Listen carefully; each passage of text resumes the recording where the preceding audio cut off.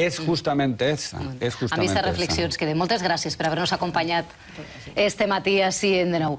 Hem arribat al final del programa d'avui i encarem un llarg cap de setmana. A les 3 de la vesprada comença l'operació eixida del pont de Tots Sants. S'espera 4,4 milions de desplaçaments a les carreteres. Jornada triada pels sindicats de Renfe i Adif per a convocar una vaga general. Els servicis mínims s'han fixat en la circulació del 72% dels trens AVE de llarga distància, del 75% de rodalia en hora punta i del 63% de mitjana distància.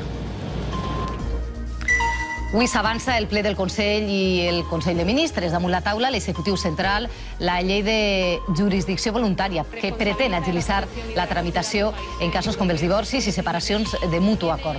I al Congrés es debatrà la reforma de les pensions plantejada pel govern i que l'oposició rebutja.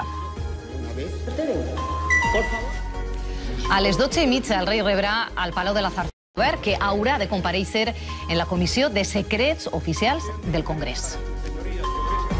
Res més, tornem dilluns amb més protagonistes de l'actualitat, més anàlisi i opinions. Els esperem. I si fan pont, que el disfruten. Si han d'eixir de viatge per carretera, molta precaució al volant. Bon dia.